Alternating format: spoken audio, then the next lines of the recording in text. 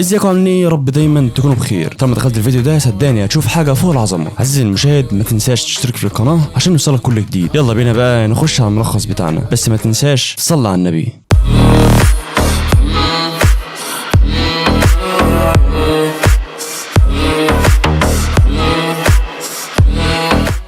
تبدأ حكايتنا بمقاتل نبيل اسمه كوفا. كان قاعد كوفا في القطر، كان بيقرأ كتاب وبيقول إن آخر معقل للبشرية هي الدولة الموجودة داخل الفانوس فلندور. والقطر بيقف في المحطة وبينزل كوفا وبيقول مكان جميل ومريح للأعصاب، وبيتفاجئ ببنت بتقول نفس الجملة. تضحك البنت وبتقول له قلنا نفس العبارة مع بعض. بيقول لها إيه الصدفة دي؟ فبيمد إيده ليها عشان تنزل، وبتقول إيه الشخص النبيل ده؟ فبتشكره وبيقول لها من الطبيعة كل لطيف، وبيقول لها أتمنى أكون معاكي لحد ما توصلي. بتقول له كنت قلقانه ان ابقى لوحدي، فانا مبسوطه اني قابلتك وعندي شعور ان اموري هتكون بخير. وبيقول لها كوفا اتمنى اني اقابلك مره تانية. فبتقول له اكيد هنتقابل تاني. هو ماشي كوفا في الشارع لقى قطه متعوره في رجليها، فشال القطه مش عارف عمل ايه، بس القطه بقت سليمه وطلعت تجري. قابل كوفا 3 من خدم القصر اللي هيشتغل فيه، وبتقول له البنت انت كوفا فامبير؟ بيقول لها نعم اتشرفت بيكي. بتقول له انا ايمي كبيره الخدم في القصر ده. فبتقول له لو سمحت ناخدك في جوله في القصر. دخلوا القصر، بتقول له ايمي ده المكان اللي هتشتغل فيه لمده 3 سنوات. فبتطلع بنت جميله كانت واقفه على السور، البنت اختلت توازنها فوقعت، لكن كوفا بينقذها قبل ما تقع. بيقول لها حصل لك حاجه؟ بتقول له وهي في خجل كبير انت المعلم بتاعي؟ بيقول لها بالظبط اسمي كوفا. وبتقول له اسمي ميليدا انجل. بتقول ايمي وقت المدرسه. بتقول لها جهازي، وبتقول ايمي لكوفا خلي بالك من ميليدا وهي في المدرسه. استغربت ميليدا وبتقول لكوفا انت هتيجي معايا المدرسه؟ بيقول لها اكيد، وبيقول لها انا دلوقتي مسؤول عن تعليمك فالمفروض اكون معاكي في اي مكان. وبيقول لها اخدت تصريح كمان من المدرسه. وصلوا المدرسه وبتقول بنت الميليدا انت متاخره. بتقول لها ميليدا صباح الخير يا نيرفا دي صاحبه ميليدا. بتقول لها فكرتك هتهربي من المدرسه. وبتقول لها مين اللي معاكي ده؟ بتقول لها ده معلمي الخاص. وبتقول لها نيرفا هيساعدك في دراستك ولا هيعلمك استخدام المانا؟ نيرفا بتقول لها ما عندناش وقت عشان نتكلم، تعالي عشان نتدرب مع بعض. بيقول كوفا في نفسه القوه اللي بتكون قدرات غير عاديه وتعزز من قدراتهم الجسديه عشان يتخطوا حدود البشر العاديين هي المانا. وبيقول انها هبه موجوده لطبقه النبلاء بس، وبتكون القدره دي موجوده في سن السابعه. بيقف كوفا بيتفرج على ميلدا وبيقول واقفه كويسه. بيبتدي التدريب لكن البنت بتهزمها وبتوقعها على الارض. وبيقول كوفا انها بتفتقر للموهبه، وبيقول دي حدود ميلدا عشان مش بتمتلك المانا. فضلوا اصحاب ميلدا بيضحكوا عليها وبيستهزئوا بيها وبيقولوا لها انت ازاي هتحققي حلمك وانت ما عندكيش موهبه. وكان قاعد كوفا وبيكتب ان اللورد ميدوريو جد ميلدا انها مش ابنه حقيقيه لعائله الانجل لانها ما عندهاش قوه المانا لحد دلوقتي. واتضح ان جدها موكل كوفا ان ميلدا لما ظهرش عليها اي كفاءه للمانا يقتلها. وفعلا قال كوفا ان البنت مش بنت الفارس فليغوس انجل، وبالتالي هنفذ مهمتي التانيه اللي هي قتل ميلدا. وبيقول ان حياتها مليانه معاناه وهتستمر بالمعاناه، واليوم اللي هتنتهي فيه معاناتها مش هيجي ابدا. وخلاص راح كوفا عشان يقتل ميلدا. دخل الاوضه ما لقاهاش جوه. ميلدا بتجري ومعاها سيف خشب وبيجري وراها كائنات غريبه. بيدور عليها كوفا لقاها بتحارب الكائنات دي، وافتكر كوفا ان جدها بيحطها تحت ضغط عشان عاوز يظهر المنع عليها بيجبرها على القتال. فضلوا يضربوا فيها واستغرب كوفا ان هي مش بتطلب اي مساعده. فعرف كوفا انها مش بتطلب المساعده علشان محدش يعرف انها ما عندهاش مانا، لان الناس لو شافوها كده هيعرفوا انها مش من عائله الانجل. فبينقذها كوفا وبيقتل ال3 كائنات دول بكل سهوله. وبيقول لها كوفا اسف لاني اخدت وقت طويل عشان اوصل لهنا. بتقول له اسفه لاني تعبتك. البنت بتدمع وبيقول كوفا انها وحيده، وبيقول اتمنى اشوف اللحظه اللي بتنال فيها البنت الاعتراف بانها مقاتله وتمتلك القوه الكافيه لمواجهه العالم القاسي. وبيمسك ايديها وبيقول لها اسمحي لي ان اساعدك على الاقل. وبيقول لها عاوز امنحك القوه مش هفشل ابدا بتلبيه ندائك. البنت بدات تعيط من اللي بيقوله. وبيقول لها كوفا موافقه تراني بحياتك. وبيقول لها في طريقه واحده بس لايقاظ المنع عندك، لكنها فيها مخاطر ممكن تصيبك اثار جانبيه، ولو فشلت الطريقه ممكن تموتي. بيقول لها مش عاوز اجبرك على المحاوله، ايه رايك؟ فكرت ميليدا شويه وقالت اعملها. وبيقول لها طالما راهنتي بحياتك ليا هراهن بحياتي انا كمان. طلع ازازه وشرب منها، وبعد كده بيحصل حاجه مش هنقولها. وبعد كده بتفقد الوعي. كوفا كان بيدلك ظهر ميليدا وبيقول لها الفحص ده ضروري عشان ما يحصلكيش اي تشوهات جسديه. بتقول له ميليدا انت مش مدرك ان بنت؟ بيقول لها انا فعلا محرج من اللي انا بعمله. وبيقول لها انا بعمل كده عشان سلامتك مش اكتر، وكل اللي انا محتاجه انك تكوني بصحة كويسة. بيقول لها في حاجة مهمة لازم اتكلم معاكي فيها. بيقول لها الفئة اللي انت حصلت عليها مش البلدين، فئتك الساموراي زي فئتي. بتقول له شيء مؤسف بس انا مبسوطة ان فئتي نفس فئتك. بيقول لها يفضل يبقى الامر ده سر على الجميع في الوقت ده. وتاني يوم بيقول لها مفيش اي تأثير داخلي ولا خارجي في جسمك. بتقول له ميليدا هل فعلا ممكن اكون تلمستك؟ قال لها انت فعلا تلمستي. فرحت جدا ميليدا انها بقت عندها امانة. بتقول ما عدتش هكون مختلفة عن باقي اللي في المدرسة. بيقول لها نسيت اقول لك ميعاد البطولة العامة بعد اسبوع. وبيقول لها ممنوع تستخدمي المنخ خارج حصص التدريب. راحت ميليدا المدرسة، كانت قاعدة وبتحط الكتب بتاعتها في الشنطة، وبتاخد نيرفا صاحبة ميليدا الكتاب بتاعها، وبتقول لها من زمان وانا عاوز اقرا الكتاب ده. بتقول لها نيرفا غيري هدومك عشان نتدرب. بتقول لها صحيح نسيت ان الدروس مع معلمك اكتر اهمية من اصدقائك. فكانت ماشية ميليدا مع كوفا، بتقول له بيحصل الموقف ده بعد ما اخيرا حصلت على المانع. كوفا بيقول لها انت فعلا ايقظت قوتك بس هي لسه مش مستقرة. وبيقول لها ما عادش الا اسبوع على البطولة. وبيقول لها الوقت محتاج منك انك تخفي قدراتك حتى عن زمايلك، لو عملت كده اصحابك هيشوفوا معجزة ما حصلتش قبل كده. وبتقول له فهمت. كوفا بيقول الاتنين اللي بيتجسسوا علينا محتاجين منك حاجة. وطلعت البنت اللي قابلت كوفا في القطر هي وبنت عم ميليدا. بتقول ميليدا لكوفا مين دي؟ بتقول لها انا المعلمة الخاصة الجديدة لأليس واسمي روزيتي بريكيت. اتفاجئت ميليدا من الاسم عشان بتسمع عنها كتير. وبتقول لها روزيتي انت بتقولي كده كأني مشهورة. وبيقول كوفا انت فعلا مشهورة. بتقول له كوفا احنا الاتنين بنشتغل لصالح عائلة الانجي. وبتقول له اتمنى اننا ننسجم مع بعض. فبيبعد ايديها وبيقول لها مش هنسجم مع واحدة مستهترة زيك. بتقول له في اخر مرة اتقابلنا كنت انت فيها راجل محترم. فبتتضايق وبتقول له أليس اللي هي بنت عم ميليدا هتتغلب عليها في البطولة.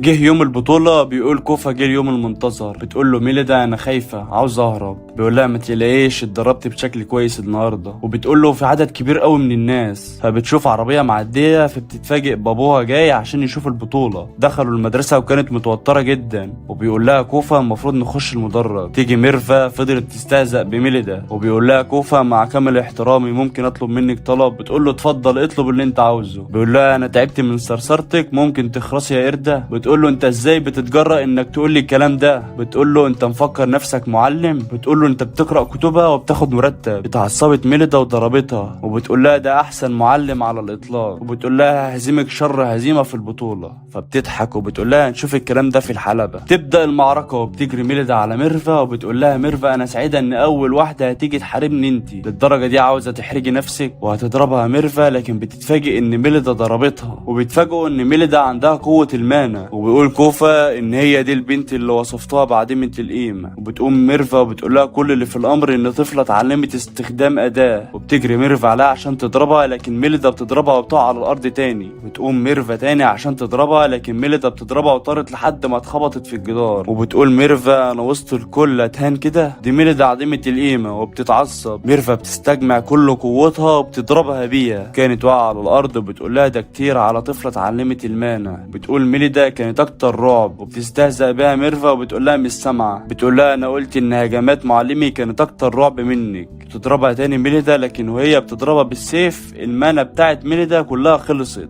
جريت منها ميليدا وبتجري وراها ميرفا ضربتها ووقعت على الارض. فضلت تستهزأ بيها. تستجمع ميرفا قوتها علشان تضرب بيها ميليدا لكن بتتفاجئ ان ميليدا بتضربها بمهارة اتعلمتها من كوفا. وبيقول كوفا انها اتعلمتها بعد ما شافتني بعملها اول مرة. وبتجري ميليدا ناحية البرج بيوقفوها اصحاب ميرفا لكن اصحاب ميليدا بيتعاملوا معاهم. وبتجري ناحية البرج فبتفوز بالمعركة. فبتروح لكوفا وهي فرحانة. بيشيلها كوفا بيقول لها انه مبسوط من ادائها. بتقول له ميليدا انها ما عادتش طفلة عشان يشيلها كده. في الوقت ده كان معدي ابوها لكن ما اتكلمش. وبتنادي عليه وبتقول له انا فزت لاول مرة. بيقول لها كنت مرابي. وبيقول لها ما تتحمسيش عشان حققت انتصار واحد. وبيقول لها اثبتي نفسك بالفوز ضد المدارس التانية. بتدمع ميليدا من كلامه. كوفا بيسألها بيقول لها مش مبسوطة؟ تقول له مش كتير. وبيقول لها كوفا فكري في اللي حصل. انت استجمعت شجاعتك واتكلمت مع رئيس العيلة. وبيقول لها رده ما كانش اللي انت متوقعاه لكن هو برضه رد عليكي ودي خطوة كبيرة للأمام. بنشوف كوفا كان قاعد بيشرب القهوة، بتقول له ميليدا ان في مهرجان، المهرجان ده بنتمنى فيه دوام السلام للمدينة. بيرد كوفا شكله هيكون مهرجان ممتع. تسأله ميليدا بتقول له انت بتحب المهرجانات؟ بيقول لها في الحقيقة ما اقدرش اقول لك. بتقول له ميليدا وايه المانع لو قلت؟ انت تعرف تفاصيل جسمي فده مش عادل اني ما اعرفش عنك حاجة. فاتضايقت منه انها ما تعرفش عنه حاجة. بيقول لها كوفا في الحقيقة انا ما اعرفش كتير عن المهرجانات، فانا جاي من عالم الليل. وبتقول له ميليدا انت تقصد انك من مساكن الطبقة المنخفضة؟ بيقول لها وابعد من كده كمان، وبدل ما اقول اني عشت هناك فالادق اني نجوت من هناك. بترد ميليدا عشان كده. كوفا بيقول لها على اي حال ايه الفستان ده؟ بتقول له ده فستان الموكب، كل الطلبات اللي في المدرسة هيلبسوا نفس الفستان ده. بيقول لها البسيه عشان اشوفه عليكي. بتقول له ما ينفعش، كنت مستنيه اليوم ده من زمان عشان البس فيه الفستان، ولان كمان أليس هتلبس نفس الفستان وهنبقى مع بعض في الموكب.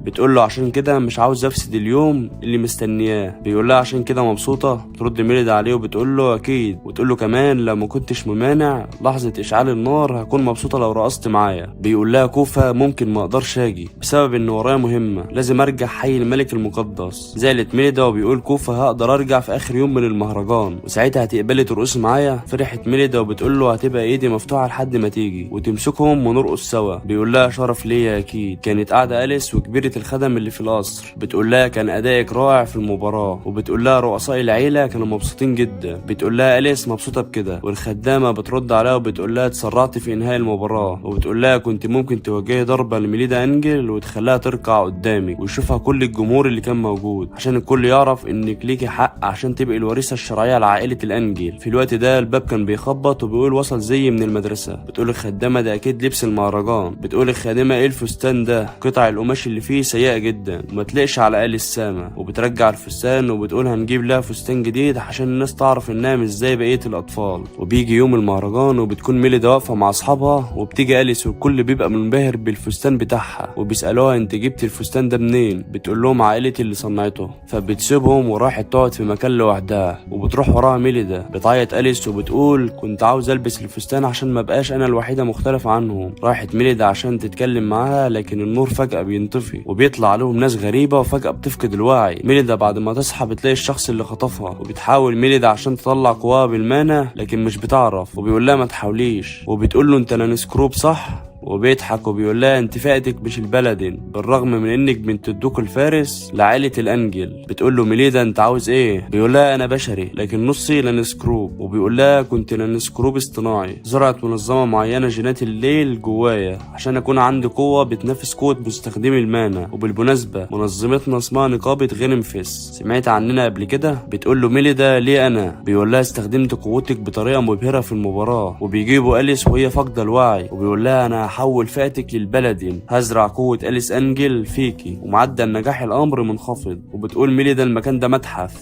وبيقول لها تم عزل المنطقة من النقابة عشان كده محدش هيقدر ينقذكم. وبتصحى أليس وكانت خايفة، لكن ميليدا بتمسك المجرفة وفضلت تضرب في هيكل الديناصور لحد ما وقع على الكائنات دي. وبتجري ميليدا وأليس عند خريطة المنطقة وبتدور على مخرج يخرجوا منه، وكانت أليس بتعيط وخايفة. بتقول لها ميليدا أنا جنبك. وبتبص ميليدا وشافت أسلحة، وبتقول أليس الأسلحة دي مش هتشتغل ضد اللانكنسروب. وميليدا بتقول لأليس مش هنقدر نستخدم المانا. ميليدا افتكرت كلام معلمها انها لازم تتصرف عشان تنجي بحياتها. اخرت ميليدا قطعة من فستان أليس لان الفستان ده من ريش طائر اللهب، والتاج اللي كانت لابساه كمان اخرته. وبتقول ميليدا ان حجر اللهب وريش طائر اللهب مشبعان بالخامات المقدسة. وبتتفاجئ أليس ان في لانسكروب وراهم وبيضربوا ميليدا وبتقع على الارض، لكن بتقوم وبتحضر قوة التاج وريش طائر اللهب وبتضربهم بيها. وبيجروا عشان يطلعوا من مخرج الطوارئ، لكن بيوقفهم الشخص اللي كان خاطفهم وبيقول لهم انتوا متعبين جدا. ميليدا انجل انا بعرض عليك بتحويل فئتك للبلدين، ليه بتهربي؟ وبتجري عليه وبتقول له انا عندي نفس فئة معلمي مش محتاجة الفئة دي. ولسه هتضربه لكن بيمسك العصاية اللي فيها النار وبتطفي وبيضربها ضربة قوية. وبتجري أليس عشان تطمن عليها، بيضربها هي كمان وبيقول لها ما تحاوليش تخش قتال معايا فانا ماسك نفسي عشان ما اقتلكيش. لكن بيقرب منها وبيلاقي ميليدا بتحك بالتاج على الارض، وبيحصل للشخص ده حاجة غريبة وبيقول هيحصل تغير في الخطة، لازم نتخلص منهم فورا علشان هيكونوا تهديد كبير لينا في المستقبل. وبيجهز قوة عشان يقضي على ميليدا وبيقول لها وداعا. في اللحظة دي الباب بيتكسر وبيكون كوفا وروزيتي براكيت معلمة أليس، وبيقول كوفا آسف لأننا أخدنا وقت طويل لما وصلنا هنا. وبيقول جات لي رسالة من نقابتي ورجعت من السفر فورا. الشخص بيقول انسوا الطفلتين دلوقتي وقتلوا الفارسين فورا، لكن سروب بيروح عليه عليهم، لكن كوفا بيضربهم بالسيف بتاعه، وروزيتي بتحضر رقصة العنقاء القرمزية. انهيار الأنصار المستعرة بتضربهم بالقوة دي وبيقضوا على كل اللي موجود.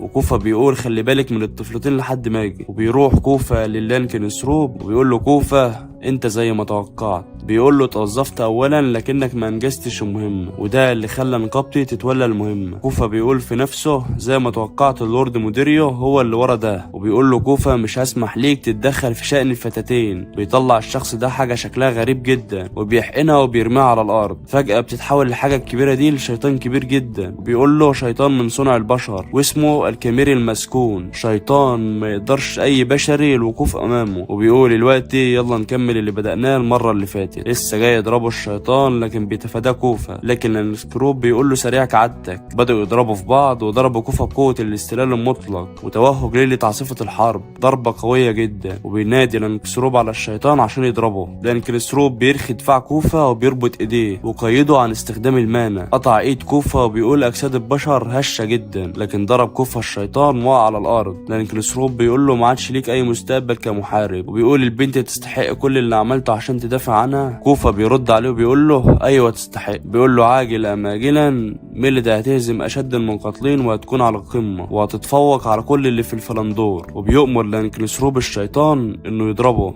وبيلتهم الشيطان كوفا. وبيقول لانكنسروب في النهايه ما عملش اي حركه اخيره. بيقول تاليا هقتل ميليدا انجل. وبيتفاجئ ان كوفا بيقطع في الشيطان. وبيقول لانكنسروب مش معقول الشيطان ده احصائياته وصلت لاقصى حد وما يقدرش اي بشري يقف قدامه. كوفا بيقول له الحد الاقصى انا حاليا حطمت الحدود دي. وبيدي كوفا على الشيطان وتفككت كل اعضائه. في اللحظه دي كوفا شعره بقى ابيض، مسك ايديه المقطوعه ورجعها تاني. بيقول له لانكنسروب مستحيل اللي بيحصل ده. وبيقول له هو في قمه الخوف مصاص دماء. تحول كوفا لمصاص دماء. بيقول له كوفا انا كمان نصف بشري زيك، لكنك نصف بشري ونصف لانكسروب. كوفا بيقول له اهدى انا مش ناوي اقتلك، كنت بتحاول تغير فئه ميليدا انجل، لكنك قبل ما تبدا في كده ميليدا اظهرت قوه شبيهه بالبلادين، وبكده انت اتاكدت انها من عائله الدوق الفارس. وبيقول له فكر 100 مره لو جيت جنبها تاني. انقل الكلام ده لعميلك. لانكسروب بيقول له انت ناوي فعلا تدرب ميليدا انجل علشان تكون المحاربه الاقوى؟ لو تطورت ووصلت للحد الاقصى هتكون انت الفريسه. كوفا بيرد عليه بيقول له لو جه اليوم ده هكون مبسوط وانا بقدم راسي ليها. اللورد موديريو بيقول العمل الارهابي اللي عملته نقابه غريمفس، وفي حاجات كتير غير منطقيه في التقرير ده. وبتظهر شخصيه اسمها بلاك ماديا بيقول لها اللورد تواصلي مع ميليدا وكوفا واعرفي اللي بيخبوه. البنت بتتكلم في ورقه والورقه دي بتتحول لنار، وبعد كده بيظهر الكلام بيقول لو تخلى كوفا عن المهمه اقضي عليه. ميليدا بتقول له كوفا عرفت مكاننا ازاي؟ بيقول لها ان ابوكي هو اللي عمل كده، عرف ان مكان الحراس اتغير وده ساعده ان يعرف مكانكم.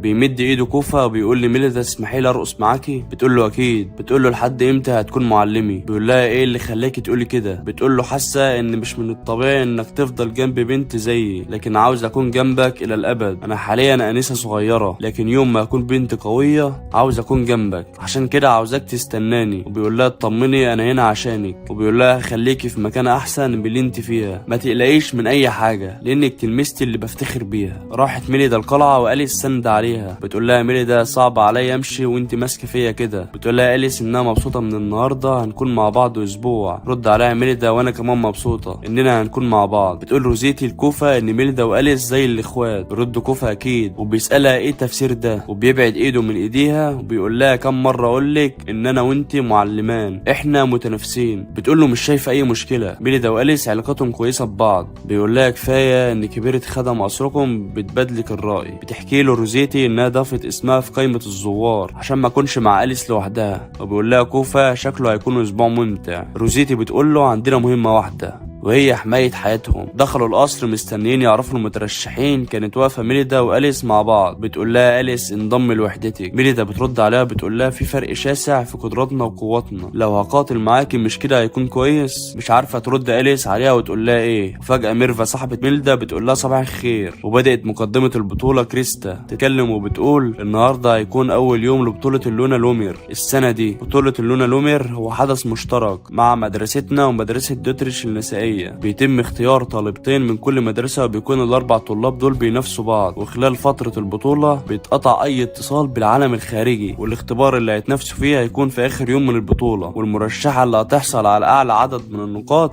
هي اللي هتحصل على لقب لونا لومير. وبيخش طلاب مدرسة دوتريش والطالبة كيرا من المرشحين بالبطولة، وخلاص هيعرضوا المترشحين، والمدرسة كلها بتتفاجئ. والمرشحتين هما ميليدا أنجل وأليس أنجل، وبتقول لهم كريستا اتفضلوا بالصعود هنا. كريستا تشرح الاختبار، وبتقول ان الاختبار ده هيكون هنا في قصر غراساموند، وبتقول الاختبار ده هيكون عبارة عن معركة شاملة عن 4 مجموعات مكونة من 3 طالبات بتقودهم المرشحات، وهيكون لكل طالبة ميدالية مثبتة على القميص، والفريق اللي هيحصل على اكبر عدد من الميداليات هيكون هو الفايز. والمرشحات هيختاروا 2 من صحابهم، وبتقول لها ميليدا أنجل هنبدأ بيكي. ميرفا بتقول انا اللي هشارك مع ميليدا. في واحدة تانية بتقول وانا كمان. وبتقول كريستا مقدمة القصر لتبدأ البطولة. البوابات كلها بتتقفل عشان البطولة هتبدأ، وبيطلعوا الطلاب ويقولوا ازاي بيتم ترشيح البنت اللي مفتكرة الموهبة. ميليدا بتسمع الكلام وبتدمع. كوفا بيحضنها وبيقول لها حتى لو شك العالم كله فيكي فانا لوحدي هكون جنبك، عشان كده عاوزك تثقي فيا. كانوا كوفا بيدربهم، وميرفا بتتدرب مع ميليدا، وبيقول لها كوفا محتاجة تحسني التوقيت في استلال السيف. بتقول له ميرفا على الاقل بخلي سلاحي اخف لو اتصابت ميليدا هتكون مشكلة لينا. بيقول لها مش ممكن، ده هيقلل احساسها بالخطر. لو ظبطت السرعة 120% هتتمكني من استخدام مهاراتك صح.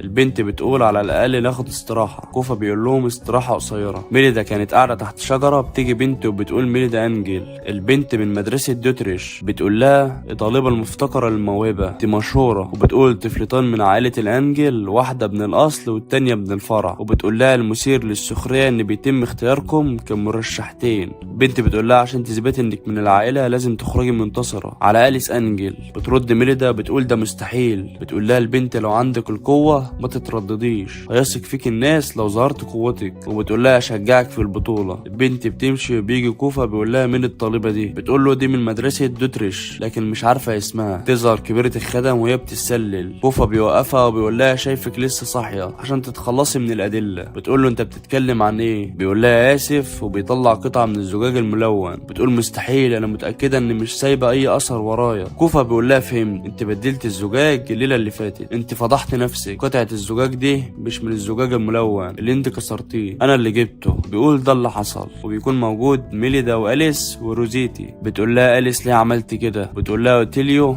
عشان مصلحتك، لو اتنافستي معاها الناس هتعرف مين اللي تستحق تكون من عائلة الأنجل. روزيتي بتقول لها عملت كده عشان تخلي ميليدا وأليس يحاربوا بعض. بتقول اوتيليو من الصعب ان نقبل فكرة المساواة ما بين واحدة مفتقرة للموهبة وأليس أنجل. ميليدا بتتعصب وبتقول لها انا وأليس مرتبطان بروابط ثمينة ما ينفعش تتغير. بيرجعوا لأوضهم. كوفا بيقول لميليدا اللي عملتيه كان جميل. بتقول له انا انفعلت في اللحظة دي. بيقول لها كوفا بتخلي خصمك يفقد حذره وبعدها بتوجه له هجوم مش متوقع. بيقول لها كوفا تصبح على خير. ترد عليه بتقول له تصبح على خير يا معلمي. بيطلع كوفا من الأوضة بيمشي، لكن بيتفاجئ ان في ورقة على شكل صقر. وهو ماشي كوفا بيقول مبعوث من الليل الابيض. وبيلاقي كوفا بلاك ميديا. بيقول لها ايه قصة ده. بتقول له في الورقة عدى وقت طويل. بيقول لها انت بلاك ماديا. وفي اللحظة دي كوفا بيقول لي بلاك ماديا انت ايه اللي جابك هنا. بتقول له في الورقة مفكرين ان تقريرك الاخير كان ناقص ولاءك بينقص. بيقول لها ما قلتش غير الحقيقة، مفيش سبب انكم تشكوا فيا. بتقول له مش بتخفي شيء. بيقول لها اكيد لا. بترد عليه وبتقول له حضر لي دماء ميليدا أنجل ليه ما ظهرش عليها المانع لحد دلوقتي. بيقول لها انا دلوقتي موظف لعائلة الأنجل، مش هينفع اعمل حاجة تهدد مكانتي معاهم. بتقول له هحصل عليها انا بنفسي. بيقول لها مش هسمح لك. وبيضربها لكن بتتفادى كل الضربات. بتقول له انت دلوقتي ظهرت على حياتك. وبيقول لها انا حاليا بخدم ميليدا وبقوم بواجبي. وبتيجي روزيتي بتقول مين البنت دي. بلاك ماديا بتقول لها الحامية للفرد الاخر من عائلة الأنجل. وبتضربها روزيتي لكن بتصد كل ضرباتها. وبتتفاجئ روزيتي انها عندها سلاحين. وبتقول بلاك ماديا ميليدا في ايد امينة. بيقول لها كوفا انتهى وقت اللعب. بتسمع صوت الحراس جايين. بلاك ماديا بتقول له ما تنساش انا الظل. تختفي البنت وبتقول الظل دايما وراءك. روزيتي بتقول لكوفا مين دي بالظبط. بيقول لها فئتها هي الكلاون، فينسر، جلاديتور، ساموراي، ميدين، جنر، يازارد،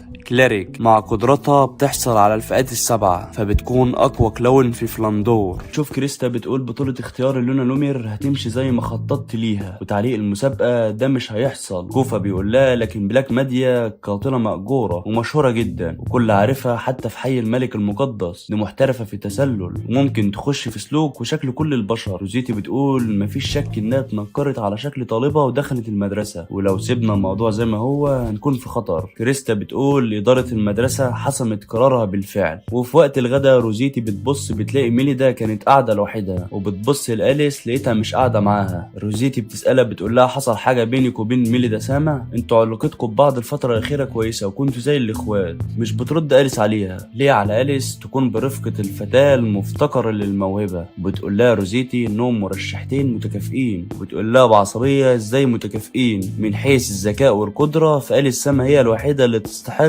انها تكون مرشحة. وبتقول بصوت عالي للطلاب انتوا برضه عارفين كده صح ان أليس اقوى من ميليدا. وكانت قاعدة كيرا وبتقول لصاحبتها سلاشا دول من الانجل، دي حرب من اجل اسم العائلة ومش عاوزة يشوهوا سمعة البطولة بده. في الاختبار مفروض على كل فتاة انها تقاتل بعدل وامانة. وبتقول لها بالنسبة ليا مش بهتم بمن تكوني فانا مش بتراجع. بتقول لها اكيد طبعا. نيرفا بتيجي تقعد جنب ميليدا. بتقول لها ميرفا لو كنت محبطة كل اللي عليك هو الرد بهجوم قوي. بتقول لها ميرفا لقيت المكان فاضي فقعدت فيه. تيجي صاحبتها وبتضحك وبتقول لها بتتكلمي بعصبية وبتقعدي جنب ميليدا يوم بعد يوم وحاسة ان وحدتنا هتكون قادرة على التعاون والقوة في المعركة. ميليدا بتقول اكيد هنعمل كل اللي هنقدر عليه في البطولة. وقبل يوم واحد من البطولة كانت ميليدا بتحرك ايديها عشان عملت مجهود كبير في التدريب. كوفا دخل الأوضة عليها وبيقول لها ده دليل على العمل الشاق اللي عملتيه خلال ال6 أيام اللي فاتت. وبيقول لها اتفضلي الحليب الساخن. بتشرب الحليب وبتقول له طعمه جميل جدا. بيسألها كوفا حصل حاجة بينك وبين أليس سما؟ أصل بعد الحادثة اللي حصلت بسبب السيدة أوتيليو. وبيقول لها مش هينفع أكون صامت وانتي في حاجة مضايقاكي. بتقول له على كل حاجة إن أليس عاوزة تخسر عمدا عشان تخلي ثقة الناس عالية بميليدا. وبيقول لها كوفا في رأيي المفروض إنك متهتميش بمعرفة مكانتك عند حد، وعلى أليس سما إنها توضح اللي بترغب فيه فهي عارفة إنك هتفهميها فهي بشكل عاطفي تتكل عليكي. وبيقول لها كوفا لما تقابلي أليس في الاختبار ناقش الأمور معاها عشان تفهمي كل حاجة وما تخافيش وعبري ليها عن مشاعرك. وبيسألها كوفا انت بتحبي أليس؟ بتقول له اكيد بحبها. كوفا بيرد عليها بيقول لها يبقى الامور كده هتكون بخير مهما حصل في الاختبار، فالعلاقه اللي بينك وبينها مش هتنهار ابدا. وبيجي يوم البطوله روزيتي بتقول لكوفا مش هتشوف ميليدا وأليس هما بيتألقوا؟ بتقول له بتنوي استخدام السيف ده عشان بلاك ماديا صح؟ هاجي معاك. وبيقول لها لا خليكي هنا وكوني على اتم الاستعداد لو حصل اي طوارئ. كريستا بتقول هدوء وبتقول في الاختبار ده بيتم تكليف ال4 وحدات بخوض معركة شاملة بينهم، والوحدة اللي هتجمع أكبر عدد من الميداليات هتكون هي الفائزة. أما ميدان المعركة هيكون قصر غريسموند بأكمله، وهتقدروا تشوفوا كل اللي بيحصل بالمناظير اللي معاكم. المرشحين بيقفوا في أماكنهم وكوفا بيقول هشجعك يا ميليدا. تبدأ البطولة وكانت ميليدا ونيرفا صاحبتهم ماشيين بحذر. بتضرب بيريسان اللي في فريق أليس. بتقول نيرفا احنا محظوظين بإن غنر بتيجي من وحدة أليس ماشية كل المسافة دي. نيرفا بتضرب البنت. تجري ميليدا على أليس وبتقول وقت القتال. بيروح كوفا للبنت اللي كانت واقفة مع ميليدا بعد التدريب، وبتهرب أليس في أوضة في القصر وبتيجي وراها ميليدا بتقول لها ما عادش في مكان تهربي ليه. كوفا بيقول للبنت مؤامرتك الشريرة انتهت. بتقول البنت باين انا واقعه في مشكله. بيقول لها كوفا سلميني اللي جمعتيه من غير دوشه والا. بتقول له الا ايه؟ بيقطع ايد الشنطه بيوقع كوفا البنت على الارض. بتقول له الرجال فعلا كائنات استبداديه. بتحط ايديها على وش كوفا وبتقول له لسبب ما قلبي بدأ بالخفقان فجأة ان في رجل يعمل فيا كده بيخليني اسال نفسي ايه هي العقوبه اللي هتلقاها. بيقول لها كوفا لحد امتى هتستمري بتمثيليتك؟ بتقول له لو اتظاهرت ان شيء لم يكن هبذل جهدي في خدمتك. بيطلع السيف عشان يضربها لكن بتضرب كوفا ضربة قوية وبيقول ده هجوم امتصاص بينقص من منة الخصم ويلتهمها بقدرة مهيبة. بيقول لها آسف اسمك ايه؟ بتقول له ميول لامور ورثت فئة الديابلوس عالية المستوى كأحد أفراد العوائل النبيلة الكبرى. أنا بنت عائلة لامور. وبيقول كوفا في نفسه مادية قادرة على محاكاة الفئات منخفضة المستوى مما يعني إنها مش هي دي. وبيطلب كوفا إنها تسامحه على سلوكه الوقح اللي عاملها بيه. وبيجري كوفا وبتقول وبتقول ده كان مخيف، فكرت انه يقتلني، طلعت هبله يعني. نرجع للقصر وميليدا بتحارب أليس. بتقول لها ميليدا انت ليه ساكته؟ لو عاوزه تقولي حاجه قوليها. بتقول لها أليس انت ضعيفه يا ميليدا. بتضربها ضربه قويه بتتخبط في الجدار. وبتقول لها ليه برايك بهرب من قتالك في البطوله العامه والبطوله دي كمان؟ لاني مش عاوز اعرف حقيقه انك اضعف مني، ومش عاوزه كمان اننا نكون على قدم المساواه. بتضرب بالسيف بتاعها ضربه قويه على الارض.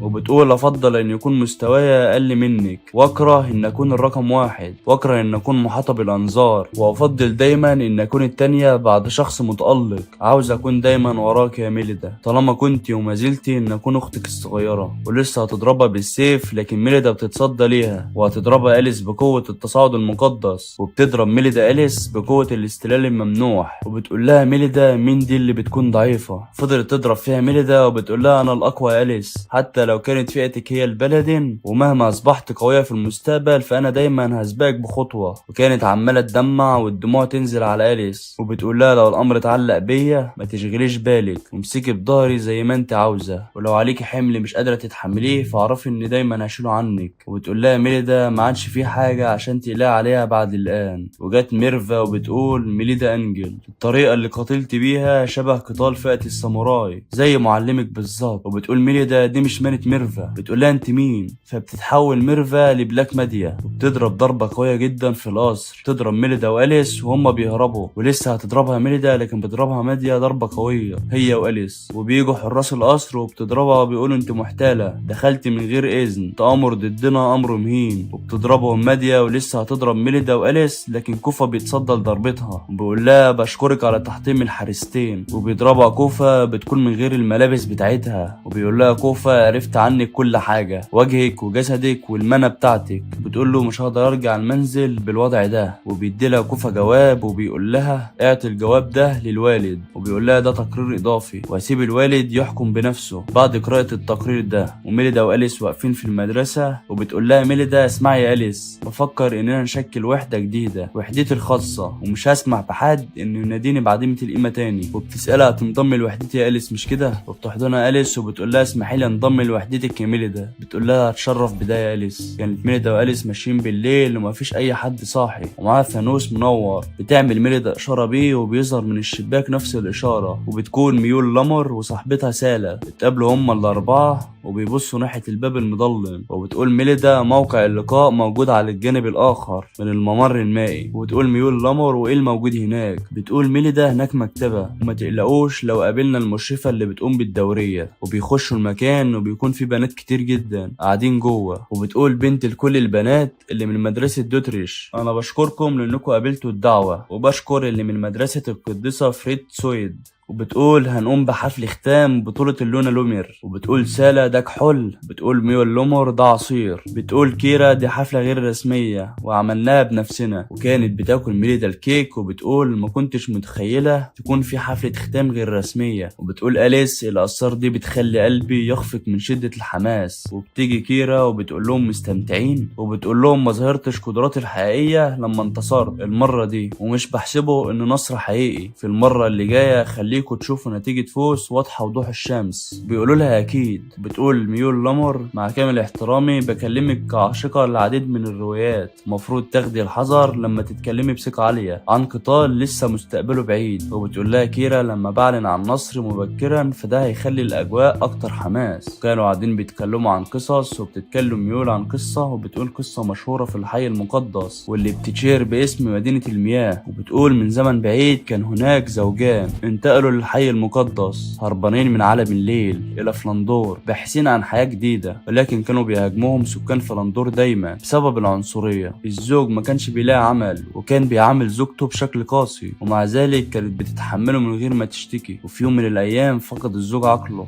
وطعن زوجته لحد ما ماتت بسكين وخرج قلبها في ايده، وطلع يجري وهو خايف ومعاه القلب في ايده. وهو بيجري وقع على الارض ووقع قلب زوجته. وفي اللحظة دي سمع صوت بيقول له حصل لك حاجة؟ حصلت حصلت معجزة والقلب اتكلم، ورجع الزوج لعقله وعرف مقدار الحب اللي زوجته كانت بتحبه بيها، وحضن الرجل قلب زوجته ورمى نفسه في المية، وبعد كده هما الاتنين فرقوا الحياة. بتقول ميليدا ايه القصة الحزينة دي، وبتقول سالة في تكملة للقصة دي، وبتقول جثة الزوجة منزوعة القلب كانت بتحمل طغينة شديدة وبدأت بالتحرك. المرأة دي كانت بتتجول في أرجاء المدينة باحثة عن قلبها، وبقت اسمها الساحرة الرمادية، وكانت بتهاجم فتيات كتير وبعد كده بتنتزع قلوبهم، وما زالت مستمرة. وكانت أليس خايفة جدا من القصة دي. بتقول ميليدا مش مصدقة إن في قلب بيتكلم. وبتقول ميول كانت في سلاسل من جرائم القتل المرعبة في فلاندور، وكانت قلوب الضحايا منزوعة من أجسادهم، وفجأة الشموع كلها بتنطفي والكل اتفاجئ. وبتقول كيرا إن ده الهوا دخل من بره. وبتقول كيرا لصاحبتها هاتي أعواد الثقوب، وبتظهر بنت وبتقول ميليدا الساحرة الرمادية جت عشان تنتزع قلوبنا. وبتقول كيرا اهربوا كلكم بسرعة، وبتطير الساحرة على كيرا وبتضربها. بدأوا يهربوا. وبتقول ميول إنها مش بتطاردنا، بتقول لهم انتوا بخير. وبتقول ميليدا يلا نرجع للأوض بتاعتنا بسرعة. وهم ماشيين بتقول ميليدا إن ممكن تكون صاحبة القبعة المدببة هي الساحرة الرمادية. بتقول ميول مش عارفة، لكن كيرا هزمت بسهولة، من الواضح إنها مش شخص عادي. وبتقول ميليدا لو قلت لمعلمي كوفا أكيد هيعرف مين دي. وبتقف ميليدا وبيقولها في إيه. بتقول لهم دوست على حاجة شيء اسفنجي. بيقولها إيه ده. بتقول لهم معرفش، شيء طري وبارد وناعم، هيعقل إنها أشلاء. وبتقول يلا نرجع بسرعة. وطلعوا يجروا وبيقعوا وبتنزل عليهم حاجات غريبة، وبيطلعوا يجروا لكن الشموع كلها بتنطفي تاني. تظهر الساحرة تاني. سالة بتقول لها مش هخليك تقربي منهم. وبتروح سالة عليها لكن بتضربها. ميليدا بتحضر قوة نصل ومومية السراب عشان تضربها بيها. الساحرة بتتصدى ليها بكل سهولة، وبتقول ميليدا انها قوية وقوية جدا، وبتقول اهربوا بسرعة. وبيجروا والساحرة بتجري وراهم وبيقدروا يطلعوا. وبيظهر كوفا وفرحوا جدا انه جه، وبيقولوا له احنا في مأزق. بيقول لهم انا كمان بمر بوقت صعب، ممكن تساعدوني بالبحث عن حاجة. بيقول لهم ببحث عن قلب المنزوع. وبيصوتوا لكن في الاخر قال لهم ان ده مقلب وده صلصة طماطم. بيقولوا عرفت ازاي اننا هنعمل حفلة. قال لهم ان روزيتي هي اللي عرفت وقالت لي. وبتقول له ميليدا مين الساحرة الرمادية اللي ظهرت دي. قال لها كانت روزيتي، كانت متنكرة واستخدمت طلاق للوجع عشان محدش يعرفها. على الارجح كان مقلب استمتعنا بيه. وبتقول له ميليدا ايه الحاجات الغريبة اللي كانت في الممر المائي. بيقول لها كانت بيكس جيم، دي لعبة. وبتقول له انت اللي خليت الحاجات دي تنزل علينا. بيقول لهم انا اسف، ما كنتش اعرف انها هتصيبكم بالزهر كده. فضلوا يزعقوا ليه واتضايقوا منه جدا. وبيقول لهم مش انا اللي المفروض اتشتم، روزيتي هي اللي المفروض تتشتم، ودلوقتي ممكن ترجعوا على غرفكم. وما كانوش قادرين يتحركوا بسبب الخوف. وكوفا خلوهم يناموا على السرير بتاعه، كان قاعد جنبهم وبيقرأ كتاب. وخلص قراءة الكتاب وجاي يقوم، لكن ميليدا بتمسك ايده وبيقول باين ان اسهر طول الليل. ما هو انت اللي جبته لنفسك بصراحة يا كوفا. تبدأ الحكاية وميليدا بتقول لكوفا انت مش بتظهر مراعاة كافية لظروف السيدات، لو كنت ناوي انك تيجي فكنت تقول لي عشان اكون مستعدة والبس هدومي. وبيقول لها كوفا انت مفكرة ان قاتل هينتظرك لحد ما تستعدي وتلبسي هدومك. وبتقول له انت مش قاتل عشان استعجل كده. وفي الوقت ده كان واحد معدي وبيدي كوفا حاجة وبيقول له ده عقار يمكن لشخص واحد بس انه ياخده، فكر كويس قبل ما تستخدمه. وبتيجي روزيتي وبتقول له كوفا كنت بدور عليك. وبيقول لها في عمل يخصني. بتقول له مش عمل. وبتقول له هي خجولة اعتقد انك الوحيد اللي تقدر تعمله. وبتقول له ايه رايك انك تتجوزني. اتفاجئت ميليدا من اللي بتقوله. كوفا بيقول لها والدك اختار زوج ليكي وعشان ترفضيه قلت له انا عندي حبيب ووعدته ان اعيش معاه في المستقبل صح. بتقول له روزيتي بالظبط. ميليدا كانت مذهوله من اللي بيحصل. وبتقول لها اليس اهدي يا ميليدا. بتقول له روزيتي انا بحب والدي وعشان كده مش هعرف ارفض مباشره. وبتقول له عشان كده في الوقت ده اتظاهر انك حبيبي. وبيقول كوفا ما عنديش حل. ووافق كوفا. وكانت روزيتي مبسوطه وبتشكره. وميليدا كانت متضايقه جدا. كانوا ماشيين وماسك روزيتي ايد كوفا، لكن ميليدا بتتضايق وبتروح تمسك ايده. تظهر واحده وبتقول يا لها من اهانه للذوق العام، ومتضايقه انهم هما الاتنين ماسكين في ايد كوفا. بتقول روزيتي دي ستاتشي سان من مجلس الاداره. وبتروح على اليس وبتمسك ايديها وبتقول لها مبسوطه بلقائك يا اليس انجل، انا سمعت كتير عنك وعن قوتك كبلدن على النحو من الفتاه المفتقره للموهبه باحصائياتها السيئه اللي مش بتليق بفئه البلدن، بالاضافه بيعرفها انها جابت معلم من سن الزواج. تتعصب ميليدا وكانت هتتكلم، لكن في عربيه بحصان جت وطلع ان ده ابو روزيتي. وبتقول استاتشيسان المركيز بريكت، وبيقول لها روزيتي ابنتي الغاليه، وكان بيرحب ببنته بصوت عالي. بتقول له روزيتي وقف ده يا والدي فده محرج. كريستا بتقول له شكرا على حضورك يا حضره اللورد، وبيضحك وبيقول ده مؤكد، فعشان الرحله التدريبيه تحديدا مش هيكون فيها مرشد احسن مني. بتقول أليس لروزيتي ليه والدك موجود في المدرسه؟ بتقول لا لانه واجهت الرحله التدريبيه في شنغراطه. كوفا بيقول شنغراطه دي مسقط راس روزيتي والمركيز براكت. بتقول روزيتي انت ايه اللي عرفك بكده يا كوفا؟ بيقول لها بسبب مجال عملي. بالحديث عن المركيز براكت فمفيش حد في مجال عملي ما يعرفوش، فهو سيد الهندسه الوراثيه. بتقول لورد براكت احنا هنمشي من الطريق ده، وبيقول لها تمام وبيمشي. وميليدا بتقول لكوفا المفروض اننا نمشي احنا كمان. بيقول لها اسف يا ميليدا فانا حاسس ان مش بخير، فبعتذر على حضور الاجتماع. بتقول له ميليدا يعقل ان الكلام اللي قاله المركيز براكت ضايقك؟ بيقول لها ابدا، طالما انك بتعترفي بيا وبتقدريني هكون قادر على الايمان بنفسي. وبيمشي كوفا وبيخش الاجتماع. وكانت ميليدا بتفكر ان في امر غريب في سلوك كوفا، الموضوع ده اكيد ضايقه. أليس بتقول لي ميليدا ايه اللي حصل؟ شكلك متوتره. بتقول لها بفكر ليه معلمي ما كلمنيش على اي حاجه مضايقاه. وبتقوم وبتقول انا قلقانه على معلمي هدور عليه. وبتخرج ميليدا من الاجتماع عشان تروح تدور عليه. وهي بتجري ميليدا بتقول لها المعلمه لقوى انت رايحه فين؟ الاجتماع لسه ما خلص. وبتسمع ميليدا صوت في راسها بيقول لا تقترب. بتقول لها لقوى ايه اللي حصل لك؟ وبيجي برضه نفس الشعور في راسها وبيقول اللعنه على ملك جليد النار الازرق. وبتقول ميليدا ايه الصوت ده؟ لقوى بتقول لها صوت ايه؟ بتقول ميليدا في نفسها ازاي المعلمه لقوى ما سمعتش الصوت ده. وبيسمعوا صوت صريخ حد في اخر الممر، وبيجروا عشان يشوفوا في ايه. بيلاقوا انه في واحده فاقده الوعي. بتقول كريستا فقدت الوعي ومفيش اي اصابات خارجيه. شافت ميليدا كوفا وهو واقف ورا، وبتروح له ميليدا وبتقول له ايه اللي بيحصل؟ بيقول لها ما اعرفش انا لسه جاي دلوقتي. اللورد براكت بيقول ارجعوا كلكم لورا، من المهم الحفاظ على مسرح الجريمه، واسمحوا لي ان اوريكم بعض السحر الرفيع اللي عندي. وبيقول دي احد اختراعاتي الثوريه، عامل متبخر يتتبع اي اثر للمانا، مما يعني انها تنتشر في الارجاء وتكتشف لينا اي مانا كانت موجوده في مسرح الجريمه. وبيحط المحلول ده في النار وبينتشر في المكان، وظهرت المانا باللون الازرق. بيقول اللورد دي مانة رجل، ودي لشخص قرب يوصل لسن البلوغ، لا دي مانة المراهق. وبيبصوا كلهم على كوفا ومذهولين. وبيقول كوفا كل اللي عليا اقوله هو انني لا املك دليل لاثبات براءتي. وكانوا مسافرين في القطر. وبتقول أليس لميليدا ايه غايه الجاني في رايك؟ بتقول لها بتقصد الجاني صاحب اللهب الازرق؟ بتقول لها ايوه. وبيقولوا ان التلميذه فاقده الوعي لكنها لا تعاني من اي اصابات، وايه اللي عاوزه الجاني بفعلته دي؟ بتقول لها ميليدا مش عارفه. وفجاه بيسمعوا صوت الرعد وبيكونوا خايفين. بيجي اللورد براكت وبيقول لهم اول مره تشوفوا البرق يا عصافير؟ وبيقول ان بلدي بتتشهر بالرعد. وبيوصلوا المدينه وبيقولوا اللورد بيرجع الفضل في امتلاء الارض باشكال متنوعه من النباتات الخضراء الى تقنيه معالجات الجينات اللي استحدثتها. تسمع ميليدا صوت بيقول لقد سمحنا لهم بالتوغل الى الداخل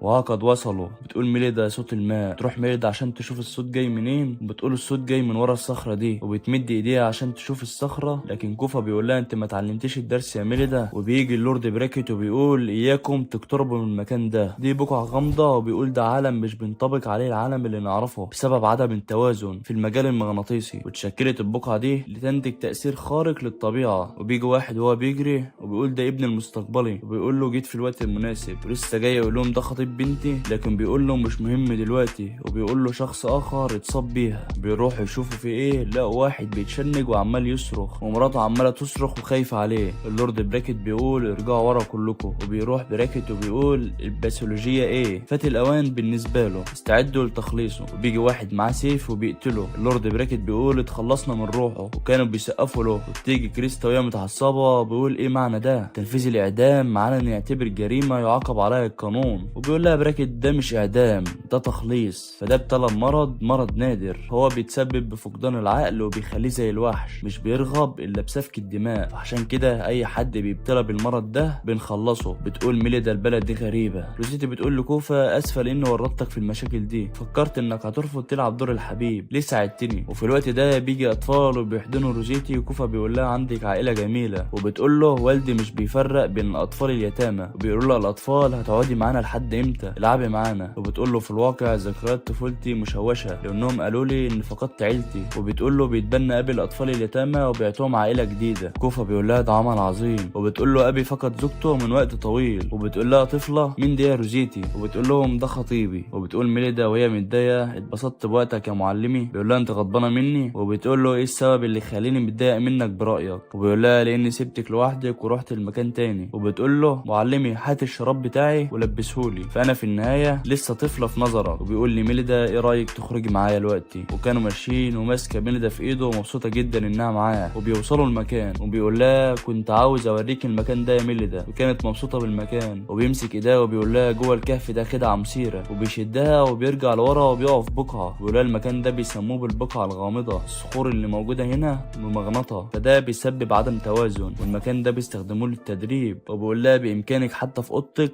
خلق بيئه شبه بمجال انعدام الوزن باستخدام الارجوحه الشبكيه. وبيقول لها ايه رايك لما نرجع نعملها. وبتقول له اكيد. وبتساله انت ازاي عارف المكان ده. وبيقول لها كنت في مهمه قبل كده في المدينه دي. وبيرقصوا مع بعض وبيغطوا كوفا ميليدا عشان تنام. وبتقول له هتبقى تخرج تاني. وبتقول له في اي مكان المهم نكون مع بعض. وبتقول له اسفه لاني كنت انانيه النهارده، كنت عاوز اكون انا الوحيده اللي اعرفك، عارفه انه تصرف اناني. وبتنام ميليدا وبيقول كوفا انت اول شخص يشعر بالطريقه دي اتجاهي، فانا مش عارف ايه اللي المفروض اعمله. وفي تاني يوم اللورد براكت بيقول مين اللي هيعمل شيء فظيع زي ده في الميتم. في الميتم بيلاقوا كل الاطفال مقتولين. وبتقول كريستا بما ان مش ظاهر عليهم اي اصابات خارجيه فلا شك ان طاقتهم امتصت. وبتقول الامر ده شبيه زي اللي حصل بطالباتنا قبل كده. وبتقول كريستا لميليدا استدعي معلمك عشان نسمع ايه اللي عنده. بتقول لها في الواقع لما صحيت من النوم ما لقيتهوش. وبيقول اللورد براكت مفيش اي شك ان الشاب ده له علاقه بالحوادث اللي حصلت، وبيقول اقبضوا عليه. وبتقول اليس لميليدا في حاجه لازم اتكلم معاكي فيها. وبتقول لها اسفه يا اليس فانا عاوز اكون لوحدي. وكانوا ماشيين والطلاب بيقولوا ليه المعلم كوفا يعمل حاجه زي دي، هل هو فعلا اللي عمل كده. بتقول كريستا اسمعوا كلكم احنا قابلنا حادثه مفجعه فمتخلوش الامر يحبطكم، هنكمل الدروس والتدريب. وبتهرب ميليدا عشان ما تقفش معاهم وهي بتجري بتتفاجئ لقوى. بتقول مش متفاجئه لمحاوله هروب الطالبه المتفوقه. وبتقول لو محدش صدقه فانا هقف بصف معلمي واسنده صح. بتقول لها لقوى غيرت رايي فيكي وممكن تكوني محقه في ده، هتكون تحريات ممله حول اثار قدمه. وبتقول لها لقوى عندك اي فكره اننا هنتحرى عن ايه. بتقول لها ميليدا مش عارفه لكن مش هرضى نقف متكتفه الايد من غير ما اعمل حاجه. وبتقول لها البقع الغامضه كان كوفا بيتكلم عنهم، وبيقول ان في ازدياد غير طبيعي لعدد من البقع في البلد دي، وطلب مني حاجه قال لي لو حصل لي حاجه خلي بالك من ميليدا. وبتقول ميليدا معلمي قال كده. وبتقول لها لقوى هنمشي في ارجاء المدينه نطرح شويه اسئله. وبتقول لها هتنكر اني طالبه عشان محدش يشك فيا. وبتدخل الخدامه وبتقول مش المفروض تحضروا الدرس. وبتحضر ميليدا لقوى وبتقول اختي الصغيره نسيت حاجه في الاوضه. وبتقول لها عشان كده احنا هنا. وبتقول لهم على كده انتوا بتحبوا بعض كاخوات اتفضلوا الشوكولاته. كانوا ماشيين وبتقول لقوى على اي حال يلا نبدا بجمع المعلومات. وبتقول لها ميليدا تمام هحاول. وبتجري ميليدا على اتنين كانوا قاعدين وبتقول لهم المعذره في حاجه عاوز اسال اهل المدينه عنها. وبيقولوا لها ايه هي. بتقول لهم كنت بسال عن البقعه الغامضه. ورجعت ميليدا وبتقول قالوا لي ما تقربيش منها وادوني شوكولاته. وبتقول لها لقوى اوريك ازاي بيتم الامر. وراحوا عند محل زهور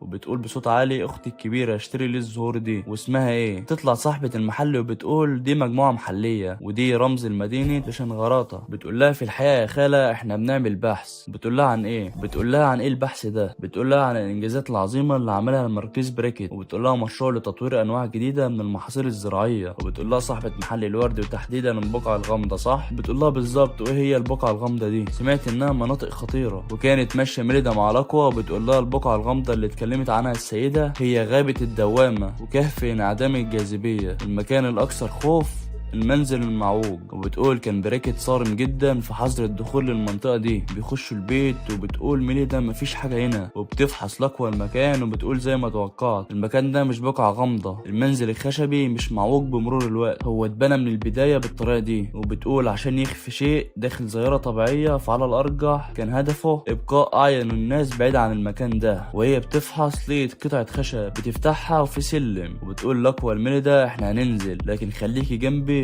طول الوقت. وبتقول لقوى براهن ان قصد بمنع دخول المتسللين، ولو كان مجرد قبو عادي ما كانش هيبنيه عميق كده تحت الارض. وعدم وجود المصابيح ده مخيف. في عباره بتقول ان التعمق للداخل امر مش بينصح به. وصلوا للقبو وبتقول ميليدا زنزانه وبيلاقوا ناس شكلهم غريب ومخيف جدا. وبتقول ميليدا مين دول. وبتقول لقوى من ملابسهم انهم من سكان شنغراطه ودي مش جثث عاديه، دول لغارو مستأذبين بشر تأثروا بعمل جين الليل وما تحولوش بشكل كامل. الجثث هي لغاره فاشله. وبتقول لها بصي لدراع الرجل ده. افتكرت ميليدا ان ده الرجل اللي قتلوه في الساحه. وبتقول لقوى عن اي مرض نادر يتحدث. اللي بيحصل في المدينه ده مش مرض، بيتم استخدام السكان هنا للتجارب. المركز براكت بقى مشبوه جدا. العينات اللي بيجمعها على انها مرض تيجي للمكان ده ليستخدموها للتجارب. وافترض ان السبب ده اللي تسبب في زياده البقع الغامضه. تسمع ميليدا الصوت اللي كانت بتسمعه وبيقول ده مش دماء كافي، اريني المزيد من الدماء. بتقول لها لقوى سمعت اللي بقوله، لكن ميليدا بتقول لها هتكون في حادثه تانية. وبتجري ميليدا وكانت الناس متجمعه. وبيقول ان الشخص اتهاجم تاني والمره دي شاب من المدرسه. وبتوصل ميليدا وبتيجي المديره كريستا. بتقول لها انت كنت فين؟ وبيخشوا وبيلاقوا روزيتي واليس على الارض. وكانت خايفه جدا ميليدا على اليس وبتسندها وبتقول بتتنفس ومفيش اي اصابات. وبتبص لقيت المعلمه روزيتي غرقانه في دمها وماسكها ابوها وبيعيط. وبيقول ليه تكون انت الضحيه يا روزيتي؟ بتقول لها المديره لما جينا هنا شفنا نفس المشهد اللي انت شفتيه. ميليدا انت ما شاركتيش في التدريب صحيح؟ اليس لاحظت انك مش موجوده فقلقت عليكي فجت هنا عشان تدور عليكي. والمعلمه روزيتي كانت معاها وفي علامات ان روزيتي خاضت معركه والجاني مش شخص عادي. المركز براكت شال روزيتي وبيقول روح بنتي لسه معانا هحاول اعادتها للحياه. وبتقول ميليدا للمعلمه لقوى سيبيني انا واليس لوحدنا. بتقول لها على اي حال مش هنقدر نمشي من البلد دي لحد ما البرق يهدى. وبتقول لها مفيش تهور والتصرف باستهتار. وبتقول ميليدا اسفه يا اليس لما كنتش مشيت ما كنتش اتورطت في الحادثه دي. وبتفتكر ان اليس كانت عاوزه تقول لها على حاجه. وبتقول لها ايه اللي كنت عاوزه تقولهولي؟ وبتمسك السيف بتاعها وبتقول اليس انا ضعيفه منحيني قوتي. وبتسمع صوت حد بيزعق وبيقول هتقولي تلميذه الرجل اللي بزي الجيش. وبتيجي صاحبه ميليدا وبتقول ميليدا اخرجي من هنا حالا. بتقول لها حصل ايه؟ بتقول لها المره دي هجم المركز براكت. وبتقول لها الجاني جرح المركز وهرب واخد جثه روزيتي. وفي مسرح الجريمه كانت فيه لهب منى زرقاء. وبتقول حتى المديره ما عادتش قادره تدافع عن معلمك. وبيجي عشان يفتح الباب لكن صاحبه ميليدا بتقفل الباب بالمفتاح. وبتقول لها سكان المدينه مفكرين انك مرتبطه بالمعلم كوفا وبيقولوا لو اتمكنوا انهم ياخدوكي كرهينه هيجذبوا الجاني. وبتقول لها اهربي يا ميليدا بسرعه. تهرب ميليدا من الشباك وبتجري. وبتقول انا اكشف الحقيقه عشان المعلمه روزيتي واليس وعشان كمان انقذ المعلم كوفا. وبتوصل المكان اللي كان براكت حذرها منه. وبتقول ميليدا ان البقعه الغامضه هي اكتر من مجرد اماكن تحت تاثير مجال مغناطيسي. وبالاضافه ان المعلم كوفا كان بيحاول انه يخليني بعيد عنه. وبتطلع السيف وبتضرب بيها الصخره وحطمتها. وبتنزل ميليدا للبقعه دي وبتلاقي شبكه عنكبوت وفيها هيكل عظمي. وبتعدي من تحتها وبتلاقي مكان مضيء وبتروح له. وبتلاقي مكان زي المكتبه وفي ورقه موجود فيها توقيع اللورد براكت. تفتح كتابه وبتقول كل اللي مكتوب هنا بيتعلق بعامل جينات الليل. وبتسمع ميليدا الصوت اللي بيجي ليها وبيقول بامكان الشعور به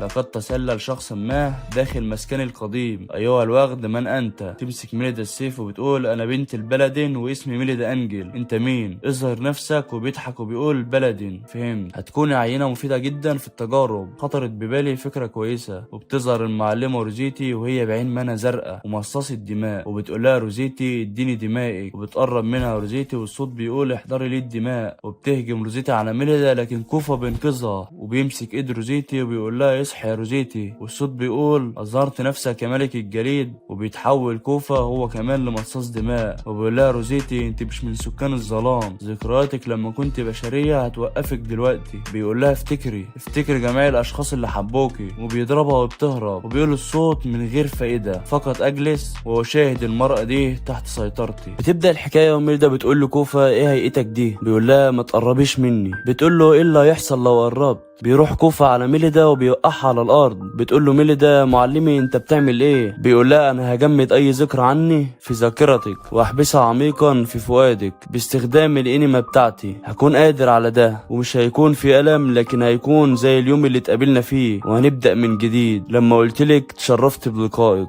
بتقول له مش عاوزه كده. بيقول لها ما تقلقيش ما يهمش مقدار الذكريات اللي هتنسيها. فانا مش هسيب وظيفتي كمعلم ليكي. محدش هيقبلني بالشكل اللي انا فيه دلوقتي مهمتي، بخاف لما تنظري ليا كده. سامحيني يا ميليدا، ده مش بيتعلق بمهمتي او واجبي، التصرف ده رغبة شخصية. بتقول له ميليدا مهما كانت الطريقة اللي بينظر بها العالم ليك فانا لوحدي هكون دايما جنبك، عشان كده يا معلمي خليك واثق فيا، وخصوصا لما اقول اني واثقة فيك. وبتحضنه ميليدا، بتقول له انا معجبة بيك وبحب كل حاجة فيك. بيقول لها ايه اللي عملتيه ده؟ بيقول لها انا مش زيك، انا اتولدت في عالم الليل. وبيقول لها انا نصف لانكنسروب، فده معناه ان عدوك. وبيحكي لها قصته، بيقول الوحش اللورد براكت فانا هجعل ده غذائي الاساسي. بيقول براكت الاطفال بيموتوا، بيقول له براكت مستحيل ابدا تنجح التجربة المرعبة دي. الوحش بيقول له اخرس، صحيح اننا فشلنا بالتحكم بعامل جينات الليل الا ان حبيبتك عايشة. بيقول له من دلوقتي هتحصل حالات اللغارو بشكل متكرر في المدينة، فده يعني انك هتحصل على عينات اختبار بشكل دوري. وبتصحى الجثة وبيقول نصف مصاص دماء. بيقول له المثير للاعجاب انك اتمكنت من اختلاط باطفال الكنيسة. وبيروح كوفة وبيعضها وبيقول اسف يا روزي. وبيقول الوحش هتتحول الى وحش يتغذى على البشر، وبتظهر شخصيات وبيقول اقتلوه. وبيضربوه لكن لما بيهجموا عليه بيقتلهم. وبيضرب الرجل وبيقول له ما كنتش اعرف انك من فئة العهد. الوحش بيرد عليه وبيقول له ايه الجرأة اللي انت فيها دي عشان تحاول تقتلني؟ ولسه يهجم عليه الوحش لكن كوفة بيطير عليه وبيضربه في عينه. الوحش بيقول انا ما عدتش شايف، انا بقيت اعمى. وبيجري الراجل عليه وبيضربه بالمسدس تحت الحزام. وبيقضوا على الوحش ده. وبيروح الراجل لكوفة وبيقول له انت بتعمل ايه؟ بيقول له بدفن ذكرياتها، لو نسيتني فهتفقد ادراكها انها مصاصة دماء مرتبطة بيا، وبفعل ده فهي مش هتعاني من الرغبة في امتصاص الدماء. بيقول له كوفة انا ممكن اطلب منك طلب، يمكنك على الاقل تسيب روزي تمشي، وانتم جنود فلندور صح؟ وبيقول الراجل عاجل ام اجلا انها تستعيد بنت ذكرياتها انها مصاصة دماء، ومفيش ضمان انها تهاجم البشر في المستقبل. بيقول له كوفة هراقبها وفي المقابل هكون معاك وسأتعهد بالولاء ليك. بيقول له لو قابلت بعرضك واخدتك فما تكشفش ابدا عن ذكرياتها. بيقول له مش هيكون للبنت ابدا انها تفتكرك. وبيقول له ما عنديش مانع. بيقول له الراجل هتكون وحيد، كل اللي عليك انك هتنظر ليها من بعيد. بيقول له انا مستعد لده. بيقول له انت ازاي تتحمل ده؟ بيقول له كوفة لان عايزها انها تكون سعيدة. وبيقول كوفة في الوضع الحالي مفيش مكان في فلندور هيقبل بنصف لانكنسروب ونصف بشري، لو كشفت حقيقتي فيعدموني. بيقول لها توعديني انك مش هتقولي لحد عن اللي اتكلمنا فيه؟ بيقول لها ده وعد، لو اتضح ليا انك مش هتحافظ عليه فهقتلك. بتقول له مفهوم، هحفظ السر لحد ما اموت. بيقول لها الوقت المشكلة روزيتي، في حد بيحاول اخراج ذكرياتها. بتقول الانكنسروب اللي سمعت صوته؟ بيقول لها ايوه.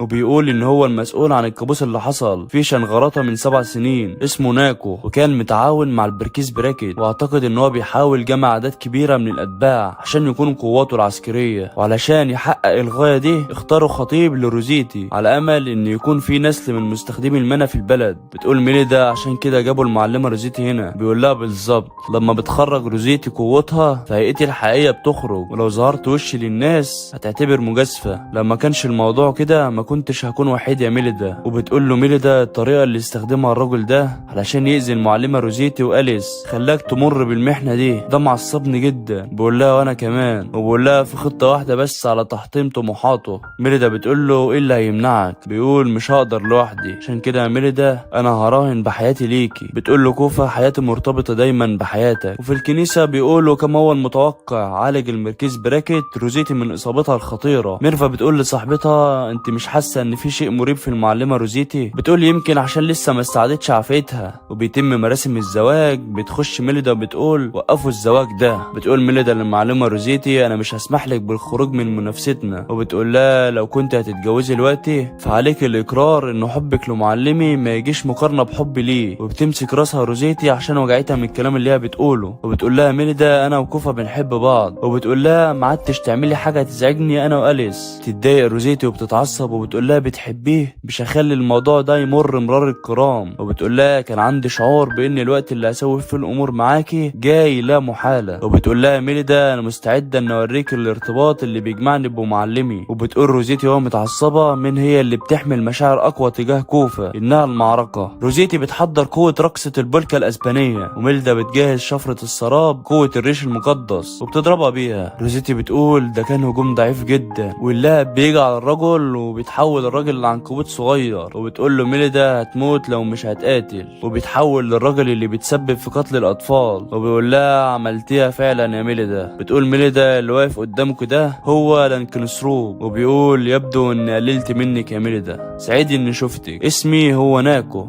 انا كنسروب وراكني، وبيقولوا اهزموه لكن بيدمر المكان وبيهرب. بتقول روزيتي مش بالسرعه دي، وبتجري وراه روزيتي وبيقول لها افتكرتي دلوقتي، وبتقول له ايوه فاكره كل حاجه اجبرتني عليها، وبتقول له انت اللي كنت ورا كل الكوارث دي، وبيمسكها من رقبتها وبيقول لها بعد احباط خططي مفيش قدامي خيار اخر كمستخدمه للمانع، كل اللي عليا فعله هو الاستيلاء على جسدك، وخنقها وخلاص روزيتي كانت هتموت. لكن كوفا بيجي وبيقول ابعد عن اختي الصغيره، وبيضربه وبيقول ملك الجليد بيقول لها كوفا اصحي يا روزي، روزيتي بتتحول لمصاصة دماء، وكوفا بيقول لها هنقتل اللعين ده، وبيقول انا احد اللوردات العظماء اللي بيحكموا عالم الليل، وبيتحول لوحش وبيضربوا كوفا لكن بيتصدى لكل ضرباته وبتضربه روزيتي، لسه جاي عشان يضربهم لكن بيتفادوا الضربه، وبتحضر روزيتي قوه الغيم ستروم وبتضربها بيه ضربه قويه جدا، وبيروح كوفا عليه وبيضربه ضربه قويه وبيقضوا عليه وبيتحول لغبار، وبيضحك وبيقول بلا فايده مش هتقدروا تقتلوني بالكامل بسبب قدره الانقسام اللي عندي. روزيتي بتقول بالمعدل ده هيرجع تاني. كوفا بيقول لها المره دي مختلفه عن اللي حصل قبل 7 سنوات، وبيهرب وبيطلع عند الكنيسه لكن بيقابلوه جميع طلاب المدرسه ومعاهم ميليدا، وكلهم فضلوا يضربوا فيه وبيقضوا عليه. روزيتي بتقول لكوفا فاكره كل حاجه دلوقتي، وبتحضنه وبتقول له عنك وعلى كل شيء انا افتكرته. كوفا بيشلها عن الحركه وبيقول لها اختم ذكرياتك تاني، بتقول لا مش عاوزه كده، بيقول لها كوفا مش عاوزك تكوني عارفه انك مصاصه دماء عشان تقدري تعيشي مع المجتمع، وبيقول لها ده الاتفاق اللي اتفقته مع نقابتي، ارجوكي فهميني. بتقول له انا كنت عاوز اكون جنبك، بيقول لها كوفا المكان بارد هنا، عاوزك تبتسمي في مكان مشرق. بتقول له مش عاوز انساك، بيقول لها ما تقلقيش فانا دايما وابدا هكون مراقبك يا روزي، وعشان كده ما تقلقيش ابدا وارتاحي. وكان المركز براكت عند مراته اللي ماتت، وبيقول وهو بيعيط ايه اللي المفروض اعمله، وبيجي كوفا وبيقول له ما رضيتش ابدا انك تدخلني الغرفه دي. بيقول له براكت هو انت، بيقول له كوفا المراه دي زوجتك بدات تتحول للكنسروب، واستخدمت قدره ناكو لايقاف التحول صح؟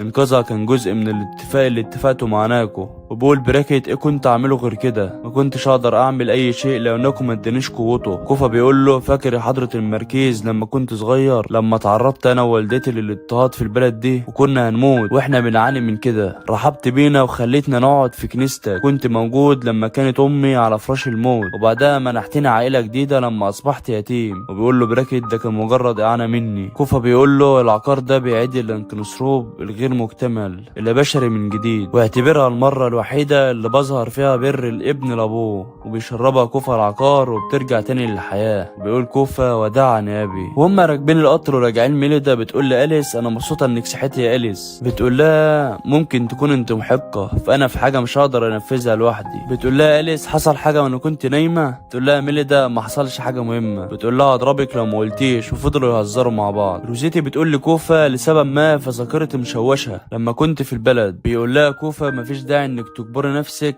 عشان تفتكري. بيقول لها ما عندكيش مشكله لو رجعنا بسرعه؟ بتقول له لا مفيش مشكله. بتقول له بالاضافه ان عندي عمل هقوم بيه، كان عندي هدف محدد لما انضميت لفيلك كريس. بيقول لها هدف؟ بتقول له ايوه في شخص عاوز اشوفه تاني لما كنت صغيره اشعر اللي كان جنبي طول الوقت لكن مش متذكره وجهه ولا اسمه. وبتقول له على اي حال خطتي ان اصبح مشهوره. كوفا بيقول لها كده هيتمكن الشخص انه يلاقيكي. بتقول له بالظبط. وبتيجي ميليدا بتقعد جنب كوفا وبتتعصب روزيتي وتقول لها المكان ده بتاعي. بتقول لها ميليدا ليه مش انت ما عدتش بتتظاهر انك حبيبته، بالاضافه ان انا ومعلمي بنحب بعض. تقول لها روزيتي ايه حكايه الموضوع ده؟ وبيضحك كوفا ورجعوا لفلاندور. بتقول كريستا اقتربنا من نهايه العام الدراسي، اتى بسرعه اليوم اللي هتسيب فيه طالبات السنه الثالثه المدرسه ليستكشفوا العالم، لكن في حدث رئيسي قبل ده، في امتحان شهاده اميره مكتبه فيبرياغوت. ميليدا بتقول ايه الفيبرياغوت دي؟ كوفا بيقول لها الاسم العام اللي بيطلق عليه المتاهه الضخمه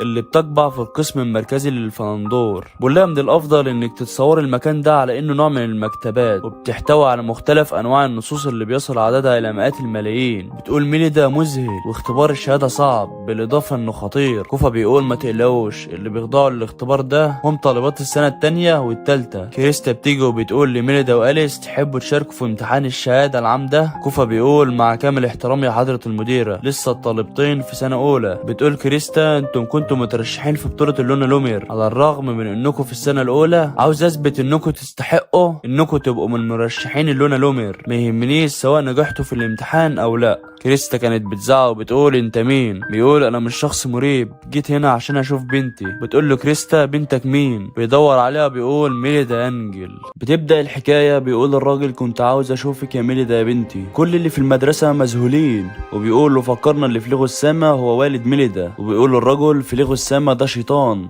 دمر العلاقة اللي كانت بتجمعني بميليدا وسرق مني بنتي. بيقول لها ميليدا بنتي باين انك اتعذبت كتير. بتقول له انت مين؟ بيقول لها انا ابوكي، وبيقرب منها لكن كوفا بيضربه بسيفه وبيقول له امشي، وبيعمل حركات بهلوانيه وبيطير عند الشباك وبيقول يا ميليدا اتبسطت اني شفتك في الفتره القصيره دي، لكن صاحبك العنيف ده بيزعجني، وبيرمي القبعه بتاعته وبعد كده بيختفي. وكان كوفا بيدلك جسم ميليدا بتقول له انا بفكر في اللي حصل الصبح في المدرسه. بيقول لها كوفا انا قلت لك في اليوم اللي فحصت فيه المانه بتاعتك لاول مره ان في احتمال ظهور شخص هيحاول يعمل شائعات حولك، في ناس بتحاول الحاق العار بكرامة عائلة الانجل. بتقول له ميليدا انا اعتقد ان الراجل اللي شفته الصبح مش بتربطه اي علاقة بامي. بيقول لها انا معاكي في الرأي ده، لكن العدو بيفكر في الكتير من المكائد ليكي. بتقول له ميليدا في حاجة اقدر اعملها يا معلمي؟ بيقول لها هعمل لك اختبار. بيقول لها هتشاركي في امتحان شهادة امينة مكتبة فيبرياغوت وهتعديه. بتقول له مش الامتحان ده صعب وخطير؟ بيقول لها دي مرحلة مثالية عشان تخليهم يعرفوا قد ايه انت مستعدة، الاعداء والناس كمان.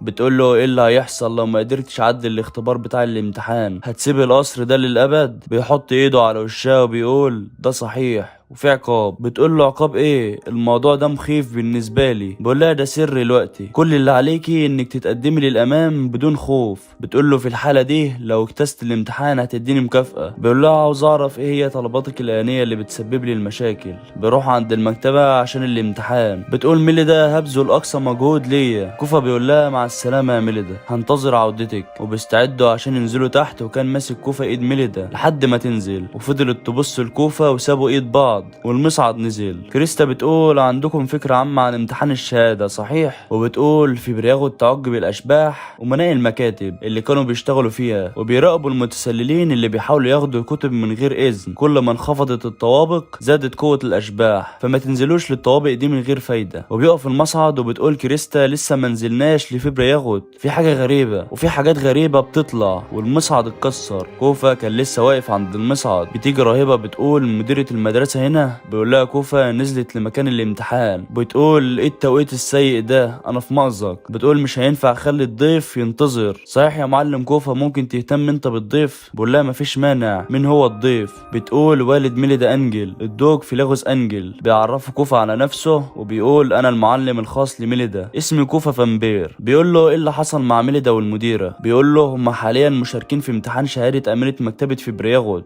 بيقول له في لاغوس بتشارك في الاختبار وهي لسه طالبة في السنة الأولى. فهمت، هي بتشارك بالاسم فقط صح؟ كوفا بيقول له مع كامل احترامي ليك من أجل الحصول على مؤهل أمينة مكتبة المتاهة. بتقوم ميليدا وأليس باستكشاف فيبرياغوت بشكل جدي. بيقول له فلاغوس مش محتاجة ميليدا لمؤهل أمينة مكتبة المتاهة حتى حالا، وده إشعار بانسحاب ميليدا أنجل من المدرسة. في نهاية العام الدراسي هخرج ميليدا من المدرسة وهرجعها مقر الإقامة الرئيسي. بشكرك على عملك لحد اللحظة دي. بيقول له كوفا أرجوك يا حضرة الدوق فليغوس ليه اخترت الوقت ده بقطع الطريق عليها؟ بيقول له سمعت بالشخص المشبوه اللي دخل حرم المدرسي امبارح. ده خطأ، انا كنت عارف ان وضع البنت في مكان عام هيسمح للنوايا الشريرة اذيتها. كوفا بيقول له لو كان بامكانك الانتظار سنة واحدة بس انا واثق من مقدرتي على ايصال نتائج ترضيك. بيقول له انت بتعلق امال في امكانيات ميليدا، البنت مش مدركة امكانياتها. كوفا بيقول له فاهم كلامك، ميليدا ما زالت عديمة الخبرة، مع ذلك عندي شعور بامكانيات غير محدودة منها. انا واثق بكده، مفيش حد في العالم يفهم ميليدا اكتر مني. بتيجي رهيبة وبتقول معلم كوفا في مصيبة، الشعار ده جه المدرسة من شوية. بيقول الدوق فليغوس الاشعار ده لنقابة غريمفيس. بيقرأ الرسالة بتقول جوع الشيطان قد بلغ ذروته، الكتب المكتوبة بدم البنتين هتملأ المكتبة كلها. كوفا بيقول البنتين في خطر، وفي حاجة غريبة بتنزل ميليدا وأليس في مكان. بتقول ميليدا دي المتاهة الضخمة في برياغوت، فين المديرة وباقي البنات؟ وبتشوف ميليدا ان في في حد نازل، وبيكونوا سلاشا وميول. ميول بتقول حاسه ان عدت فتره طويله، انا على يقين انكم بتحترقوا عشان تشوفوني تاني. وبيظهروا بنات المدرسه والمديره بتقول انتوا بخير؟ بتقول لهم ما تخافوش. بتقول لها بنت ارجوكي فهمينا ايه اللي بيحصل معانا. بتقول النباتات اللي غطت المصعد فجاه كانت وهم من خلال النص السحري واخداع بيرونا، وبسبب تاثيره نزلنا عميقا داخل المتاهه. وبتقول لها ليه حصل ده؟ بتقول لنترك امر التعمق في التفاصيل لوقت تاني، المهم دلوقتي اننا نرجع كلنا بامان للمدرسه. بتقول لها ما شفتش ميليدا ولا اليس في اي مكان. كريستا بتقول المفروض اننا نحذر المدرسه ونطلب المساعده. وبيظهروا شخصيتين وبيقولوا ما فيش حد هيرجع. كريستا بتقول له انت عملت الفخ ده؟ بيقول لها ما عنديش اي فكره على اللي بتتكلمي عنه. وبيهجموا عليهم وبتضربهم كريستا وبتقضي عليهم. وبيظهر شخص شكله مخيف وبيقول لها اتشرفت بلقائك يا مديره، اسمي كرودول، حري نقابه غرينفيس المنظمه الشريره. انا لانكنسروب اصطناعي اشتهر بسمعته كمستحضر للارواح. وبتقول ليه بتستهدفوا طلبات مدرستي؟ بيقول لها الرجال الاموات لا يحكون حكايات. وبيحضر قوه وبيعيد كل اللي ماتوا للحياه تاني، لكن بتضربهم كريستا. كرودول بيضرب المديره في ظهرها بالسيف. اتصابت كريستا اصابه خطيره وبيدي امر على جميع الارواح انهم يضربوها. لكن في الوقت ده كوفا بيجي وبيقضي عليهم بضربه واحده. كرودول بيعيد ارواحهم تاني لكن كوفا بيقتلهم. وبيهجم كوفا على كرودول وبيقضي عليه وبيموتوا جميع الارواح اللي كانت موجوده. كريستا بتقول لكوفا خلي بالك من الطلاب، لكن كرودول بيتحول لهيكل عظمي ضخم وبيقول انا اصبحت ملك للارواح. وبتظهر ارواح كتيره جدا وبيقول كوفا هربوا. وبيقربوا عند البوابه لكن بيظهر كرودول وبيؤمر الارواح دي انها تهجم عليهم. كوفا بيضربهم وبيقول مش هقدر احاربهم وانا في هيئتي البشريه، ولسه جاي عشان يتحول لمصاص دماء. لكن بيظهر ويليام جين. كوفا بيقول له وصلت في الوقت المناسب. ويليام جين بيقيد الوحش. بيقول له الوحش انت ليه هنا؟ عليك اللعنه يا خائن، هتدفع تمن ده غالي يا جين. بيقول له اسمي هو ويليام وبيقضي عليه. كوفا بيقول له ما كنتش معتقد انك هتيجي،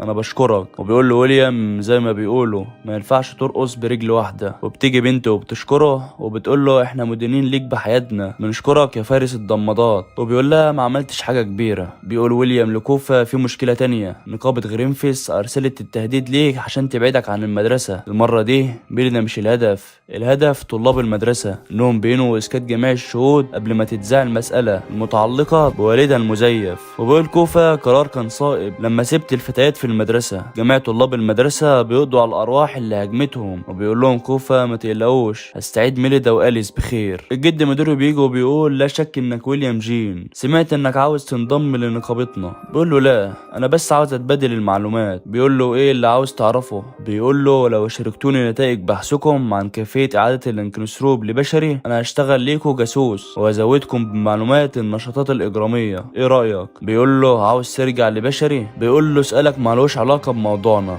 اجيبني بنعم او لا. بقول له اقرر لو كنت مفيد ليا بناء على ادائك مستقبلا، موافق؟ بيقول له ويليام ده اللي هعمله دلوقتي. كوفا بيقول له ايه اللي جابك هنا؟ بيقول له حصلنا على معلومات من الدوك لامور اللي بيدير المكان ده. بيقول ان رصد حركه غير متوقعه عند بوابتين تؤديان الى فيبريغوت. في بوابه بتديرها شيكزال احد العوائل الكبرى. البوابه في الطابق ال18. بما ان المساله بتتعلق بالتحقيق فانت الرجل المناسب للمهمه دي يا كوفا. وبتمسك ميليدا ميول وبتقول لها ليه عملت كده؟ فكرتك اننا بقينا اصحاب، ليه بتعملي كده؟ تحط ايدها على وش ميليدا وبتقول لها لاني بحبك يا ميليدا. وبتقول كان يا مكان. فجأة الكتب بتتفتح والورق بيلف حوالي ميليدا وبتحصل حاجة غريبة وبيختفوا. كوفا وهو بيجري بيقول إيه اللي بتسعى ليه عائلة شيكزيل؟ سر ميليدا وحياتها. لو جه الوقت اللي تؤخذ فيه حياة ميليدا فدي هتكون مهمتي لوحدي. تفتح ميليدا عينيها بتقول انا فين؟ بتقول لها ميول مرحبا بيكي في وهم والتر. بتقول لها اهدي احنا على وشك ان نبدا.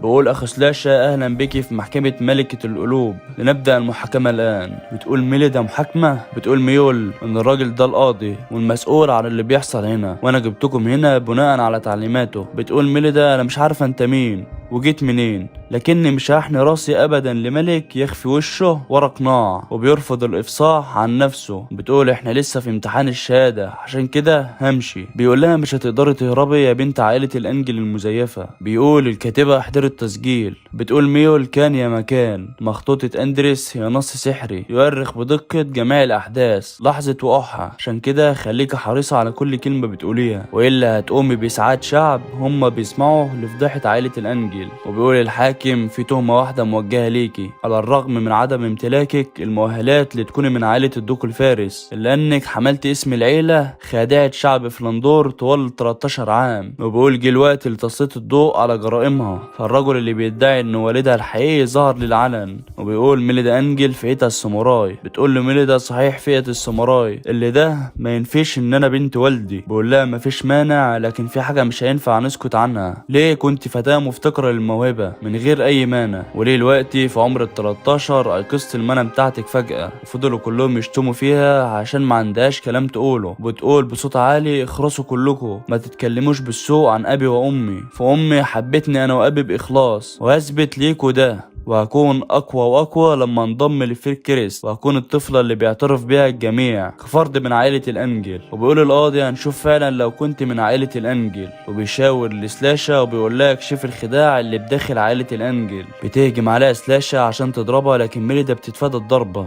واليس بتدي لها السيف وبتقول لها سلاشا هنهي الامر بايدي بسرعه. وبتهجم عليها سلاشا وبتضربها بقوه انسياب المطر. بتقول ميو لاليس مفيش اي فرصه لميليدا عشان تفوز، وفضلت تضرب في ميليدا، لكن بتحاول ميليدا انها تتفادى الضربات. وبتهجم عليها سلاشا وبتقول لها ميليدا لا مزيد من التحليق في السماء، وبتضربها ميليدا وبتقع على الارض وخسرت سلاشا. وبتقول ميليدا انا بفتخر ان فئة الساموراي، وبتقول انا هي انا هخلي الجميع يتقبلني زي ما انا البلدن من عائلة الانجل. الناس اللي قاعدة بتقول لو فعلا ميليدا بنت الدوق الفارس فاننا ارتكبنا خيانة كبيرة. وبيقول القاضي هخلي الامر ده وكأنه لم يكن، وبيضرب بالشاكوش بتاعه، والقلم اللي مع سلاشا بيقع على الارض وبيقع منه نقطة من الحبر، والنقطة دي بتكبر وبتتحول لحاجات غريبة، وبتهرب ميليدا وسلاشا. وفي ضربة جاية ناحية ميليدا لكن بتنقذها سلاشا، وبتروح ميليدا عشان تلحق الناس، لكن بتمسك ايديها سلاشا وبتقول لها ميليدا ايه اللي المفروض نعمله؟ مش احنا مستخدمين للمنى؟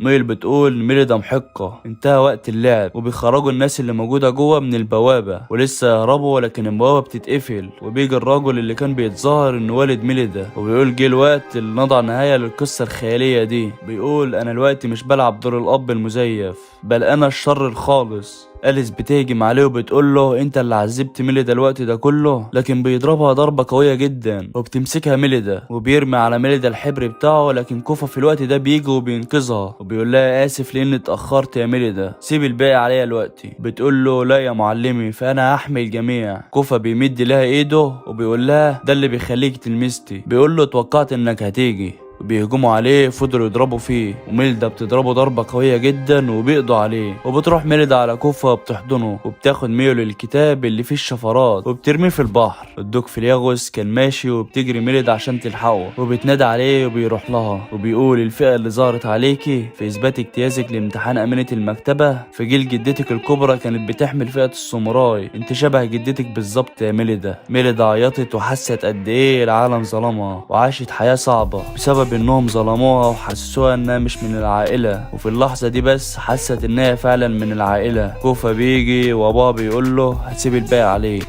بيقول لها كوفا كانت رحلة طويلة يا ميليدا، كل حاجة دلوقتي بقت بخير. وبس كده، ده كان القسم الأخير من انمي مغامرات كوفا. لو عجبك الملخص ما تنساش تدوس لايك وتشترك في القناة وتفعل زر الجرس عشان يوصلك كل جديد. سلام عليكم.